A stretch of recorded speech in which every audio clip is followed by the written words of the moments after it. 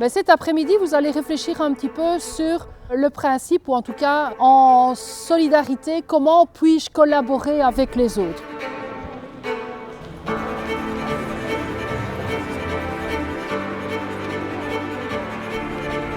Par trimestre, nous essayons de consacrer une demi-journée ou une journée à une thématique liée au bien-être, que ce soit de la collectivité ou de l'individu. Donc on peut passer par une animation à caractère sportif mais collaboratif. Donc c'est toujours ramené aux valeurs qui sont véhiculées par l'UNESCO. Solidarité, respect, entraide, démocratie, tolérance. Le rouge, ça veut dire je dénonce, d'accord? Le vert, ça veut dire je me tais. Je vous laisse vous concerter 2 minutes. Oui. On a proposé une animation inspirée du dilemme du prisonnier, donc où les élèves sont amenés à devoir faire un choix qui les met dans une situation de dilemme, vu que soit on se favorise soi au détriment des autres, soit on favorise les autres au détriment de ses intérêts personnels, quoi. 3, 2, 1, votez!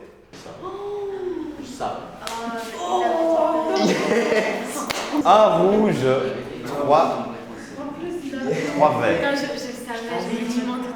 Donc plus 3 pour celui qui a mis rouge, qui évidemment sauve sa peau puisqu'il a dénoncé et que les autres se sont tus.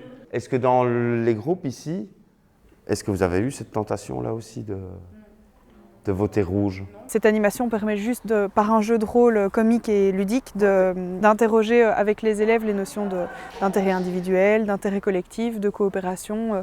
Est-ce qu'il est toujours bon de coopérer? Si oui, dans quel cas? Ou sinon, dans quel cas? Enfin, voilà. On s'engage à respecter l'autre, mais que ce soit dans son espace proche ou dans son espace lointain. L'UNESCO inclut des pays du monde entier, des pays riches, des pays pauvres, et transmettre les valeurs de diversité à nos élèves est quelque chose d'important.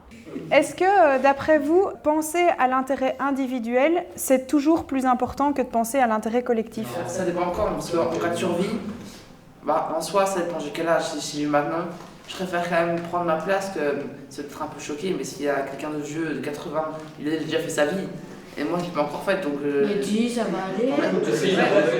Au début de l'animation, on était plus directement à penser à son intérêt personnel. Or qu'à la fin de l'animation, on nous a fait réfléchir, développer certains sentiments, j'ai envie de dire, et ça nous a permis de penser aux gains qu'on peut avoir tout simplement en s'aidant. Donc ça soit par rapport à l'école, à la vie plus tard, ça nous a apporté une certaine réflexion. Ce que je vais vous demander maintenant, c'est d'écrire la phrase que je vais énoncer, mais surtout de la compléter, parce que c'est une phrase incomplète. Nous avons intérêt à coopérer, soit parce que, soit quand, soit si. Et là, vous complétez la phrase avec une affirmation à vous, avec une idée à vous. Je peux essayer de faire une phrase. Nous devons nous tenir la main et agir ensemble, car si un échoue, les autres pourront rattraper. Seul, on est vulnérable et en groupe, on est plus fort. Ouais, par exemple. Merci.